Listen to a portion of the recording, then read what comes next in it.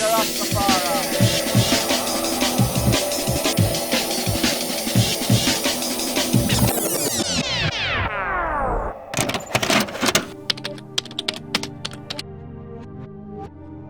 I've been pretty busy these last few months. Something I've been busy with lately is a bit of tutoring, and I've been working with someone called Lee at the moment who he had some experience in creating his own logos, and he just approached me about tutoring, and he was wanting to get a little bit more understanding of the basics of logo design and branding, and just start from scratch really to learn the process and techniques that you go through when designing a logo for yourself and for clients. So this is a bit of a snippet from that. It was the first logo I kind of like really like went deep into, you know, like zooming in on it, you know, clearing bits up and then trying different sizes and fitting it together and making sure the spacing was right, so I was getting the grid up on the screen. Oh, okay, yeah. Spacing was right. Yeah, it was just. yeah. No, it's good. It was like, yeah. I really wanted to look smart. So, yeah, the way I did it was kind of layering and taking something else and adding it, and then probably saving that screen shot and then adding something else. So I've probably gone about it the wrong way, you know, saving it in. I'm not clued up with saving it in different files and whatever. It's kind of just I'll save the image and then come back to it and then probably add something later and keep doing it like that. I don't know if that's the wrong way. That's the key difference really with any graphics programs or anything like Illustrator, is that this is all vector graphics. So what that means is that it's not you may have heard the word bitmap before, which means image file. This is a graphics format. So if you see, so what you mentioned there about zooming in, so I can zoom right in now all the way literally to where that corner is. You can see there's no loss of quality. No.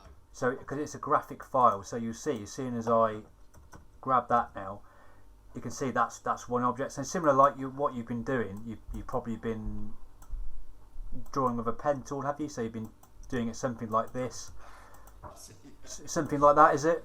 I don't know what. And you can get all your lines, so it will tell you the distances and everything like that. If you want to be that precise. You can draw straight lines, or if you wanted to, you can do what's called a Bezier curve, so you can curve the line like that, so you can draw it round, and just like what you were saying about neatening up the edges. So for example, if you drew that and you thought actually I want to make the corners a bit more rounded, you can do that if you wanted to, because it treats it as a graphic, a shape rather than text. Although you can do, and so similar like you mentioned before, you've got all layers in there, so that this L you might want on one layer, so that, let's just say all you need to do is just click onto the layer there, so you might just say that's layer L, and all you need to do is just click new layer over here, and you can just, for example, you could just put that onto this layer. So now that one is on just that layer, so you can separate everything out if you wanted to. So yeah, you can do a lot more hands-on drawing, graphic stuff, or for example where you mentioned about text, you can do text as well. So if we were to just try and draw that out, so if I just put IB for example, so we want to make that quite big, let's say, to give us something to work with. So let's say for example we were wanting to like change this to something in your style of font. So you've got all your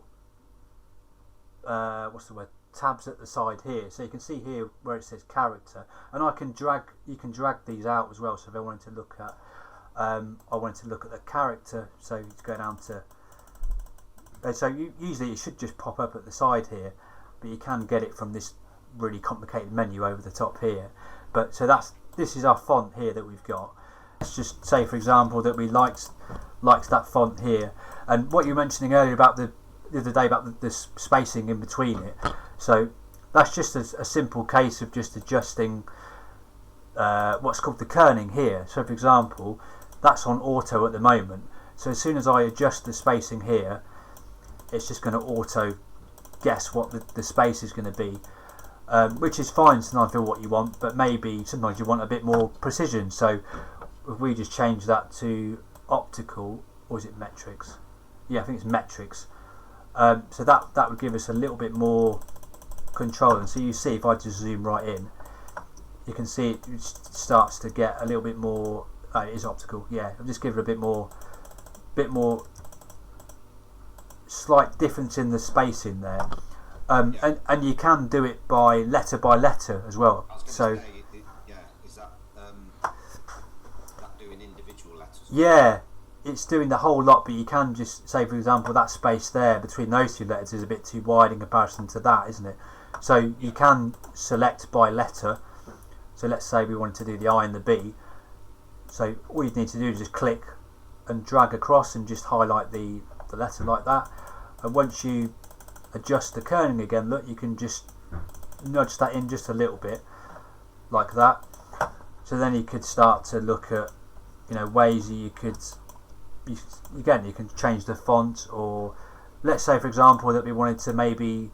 So now at the moment, because this is a text file still, if we wanted to make some more adjustments like this, like block out a section, or you could just literally like the program that you've got, you can just turn the text into a graphic, and that process is called outlining the shape. So once we were happy with the text that we've got here, you can just come up to here where it says type, and as soon as I click let's create outlines. There you go, create outlines. So now this is more like that shape that you drew originally now. So now that that's a shape, again, you can adjust it where you want to. You can, for example, if you wanted to rub some of it out, you can get the eraser. Let's say we wanted to just chop out the top there, you can do that, and it treats it more like a shape now, rather than, and you can do it letter by letter. So it's just a case of ungrouping it, because it treats everything as one group.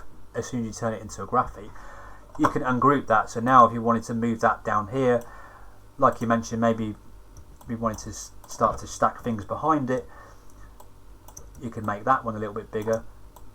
Just going back to the purpose of layering each individual letter, Yeah. If you have got a certain logo where the text is quite tight like that, and you do want to make some alterations, rub it out.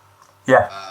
Instead of like zooming in and just making fine, fiddly,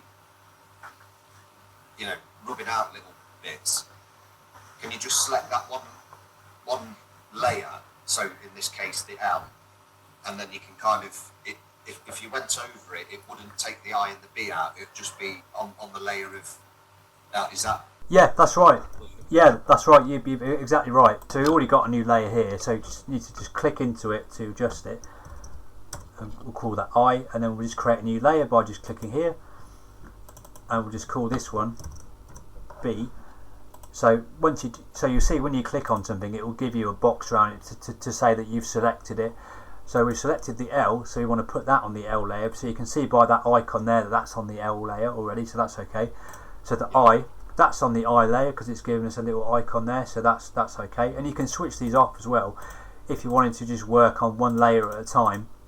And you can lock the layer as well, and you can fade it, so you can build things out how you wish to work the best.